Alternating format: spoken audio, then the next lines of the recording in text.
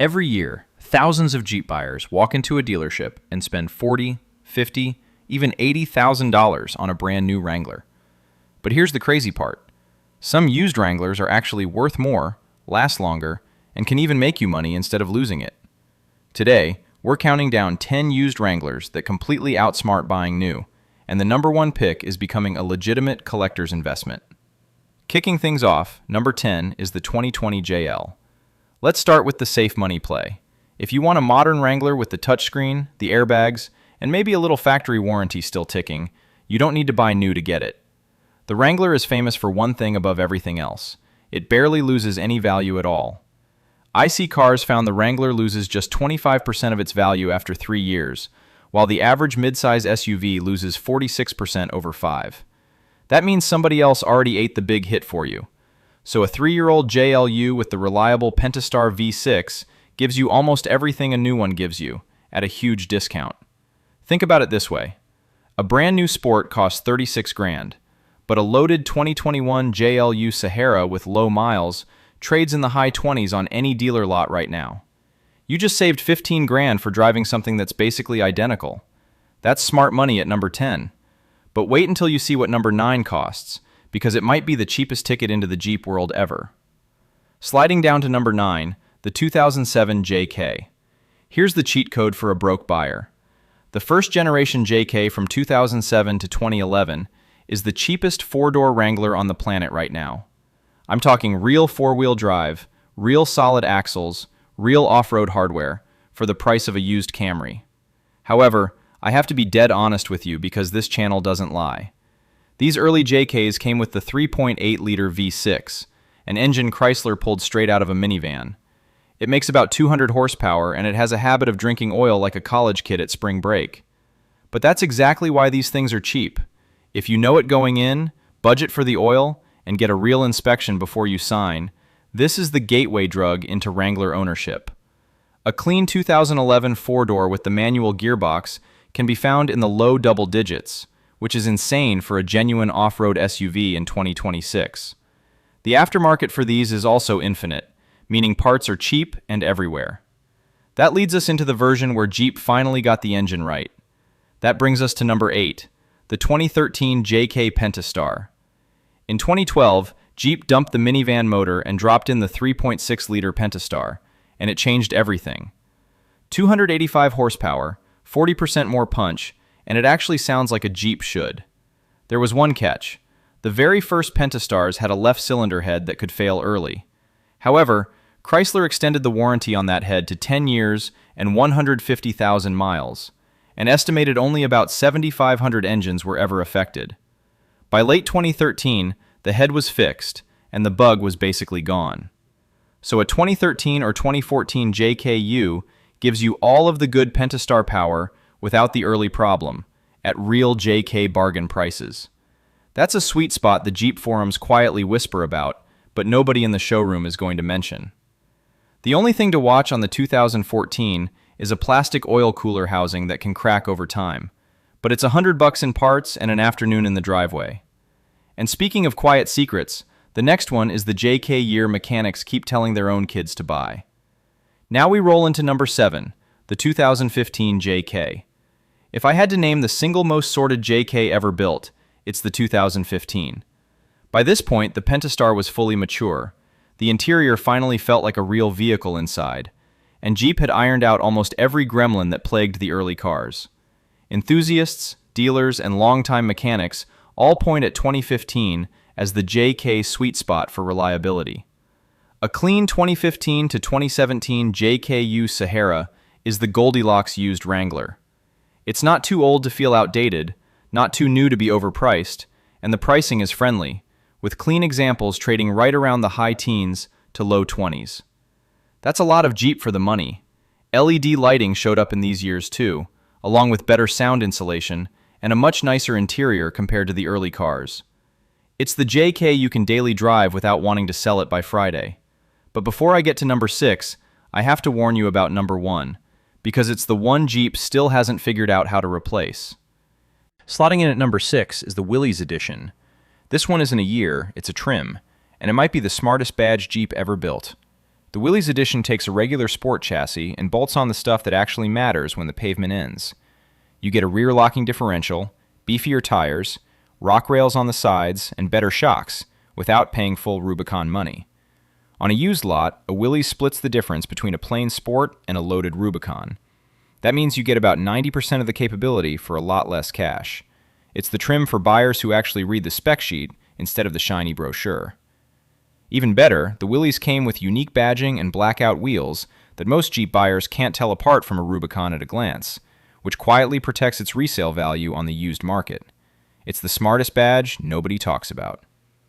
Number 5 moves us into the modern JL era, but there's a trap hiding there that most first-time buyers walk right into. If you're serious about making your Wrangler last as long as possible, check out my 500,000-mile Jeep Blueprint. It's the exact maintenance guide I wish every owner had, covering service intervals, common failures, inspection checklists, and the simple habits that help these Jeeps reach hundreds of thousands of miles. The link is in the description below. And that takes us straight to number 5, the 2018 JL. The JL was a real leap forward when it launched in 2018. Better on-road, better interior, real cup holders, and available power everything. Buying a used first-year JL gets you that modern experience for well under new car money.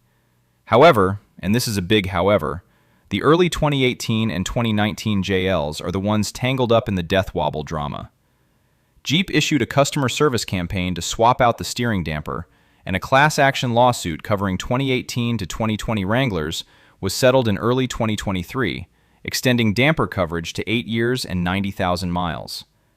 Here's the insider secret nobody at the dealer will admit. The damper is just a band-aid. Death wobble is really caused by worn track bars, ball joints, and tie rod ends, which are actually cheap fixes if you catch them early. Test drive it at 60 on rough pavement, and if the steering stays perfectly straight without shaking, you're golden. A used 2018 JLU with the front end sorted out is a lot of modern Jeep for real money. That sets us up perfectly for the value king of the entire JK generation. Moving into number 4, the JK Rubicon. Now we're talking real capability. The Rubicon package is the good stuff. Dana 44 axles front and rear, electronic lockers in both diffs, a 4-to-1 low-range transfer case, and an electronic sway bar disconnect for maximum wheel travel. A clean 2015 to 2018 JK Rubicon is arguably the best off-road capability per dollar in the entire used Wrangler market. And here's exactly why that is. Because the JK's age keeps the entry price sane, while the Rubicon parts hold value like crazy. Clean 2017 Rubicons are trading right around 19 to 20 grand, and they barely lose money after that. You're basically renting extreme off-road hardware for the cost of maintenance. The Wrangler even won the 2026 J.D. Power Residual Value Award for its class, which tells you the market agrees. A new Rubicon 392 costs over $80,000. A used JK Rubicon does 95% of the same trail for a quarter of the price, and it appreciates while it sits in your driveway. But the top 3 is where this ranking gets emotional, so buckle in. Rolling into number 3, the 2003 TJ. This is where a Jeep purist starts getting misty-eyed. The 2003 to 2006 TJ is powered by the 4.0-liter inline-6, the old AMC-derived straight-six that mechanics call unkillable. Cast iron block, 7 main bearings, and dead simple engineering. These motors routinely run past 300,000 miles on nothing but oil changes and a prayer. Ask any old-school Jeep mechanic what the most bulletproof Wrangler engine ever built is, and they'll say the 4.0 without blinking. The 2003 to 2006 years also got the last TJ interior updates and a nice 6-speed manual gearbox. And Haggerty, the collector car insurance company that actually tracks these numbers, found that the earliest TJs from 1997 to 1999 appreciated 168% in just 5 years. A whole generation of Wranglers is quietly going up in value, while new ones are dropping like a rock off a cliff. The one warning here is frame rust, which we'll get into in a minute, but first, hold on to your hat, because number 2 is where the collector market starts to catch fire. If you're getting value out of this ranking, tap that subscribe button below the video. Now let's move to number 2, the TJ Rubicon. Take everything great about the 2003 to 2006 TJ, add the Rubicon package that debuted in 2003, meaning factory lockers front and rear and the 4-to-1 low range, and you have the most desirable short wheelbase Wrangler ever built. These are the exact Jeeps collectors are hunting down right now. On Classic.com, the average TJ trades around $18,000, but clean Rubicons routinely blow past that. The top recorded TJ sale hit $90,000 back in early 2023. Just stop and think about that for a second. A Jeep that cost 28 grand new is now, in the right condition, a real collector piece. It's simple, it's analog, it's endlessly modifiable, and it makes you money instead of losing it. A brand new Wrangler drops 5 figures the second you drive it home. A clean TJ Rubicon does the exact opposite. And that sets up the wildest, most controversial pick on this entire list. Which brings us to number 1, the LJ Unlimited. Alright, here it comes. The most coveted, most rare, most laughed at by dealers, most respected by real Jeep people used Wrangler on planet Earth.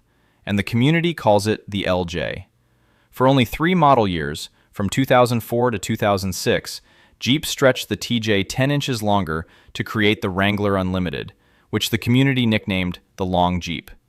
It kept the legendary 4.06. It rode better than a short TJ. It articulated better off-road. It had real cargo space. And it was rare.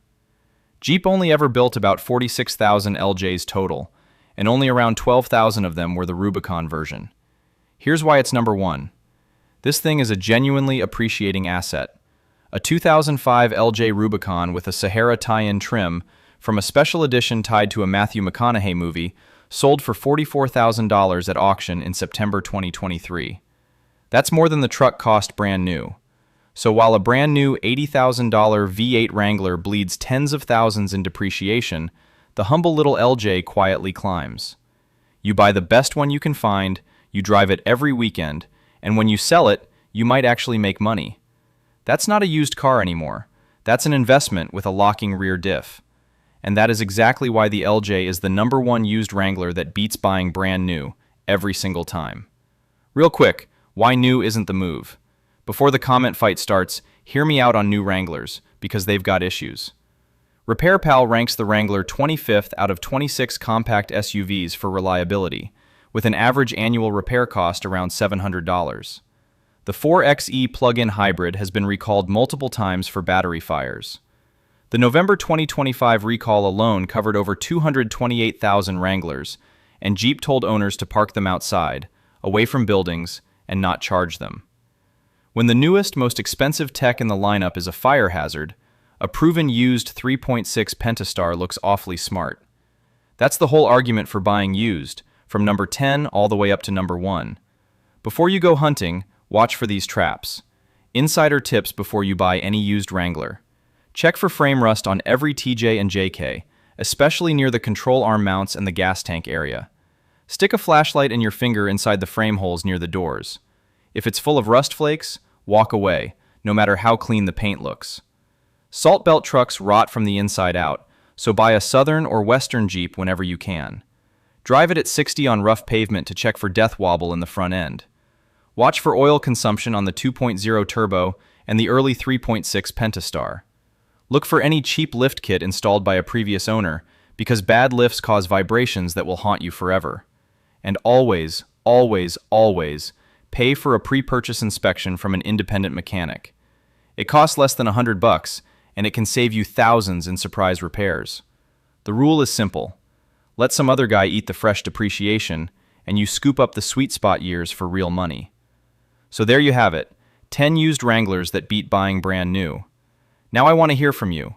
Which one would you actually buy? And did I miss any Wrangler you think deserves a spot on this list? Let me know down in the comments.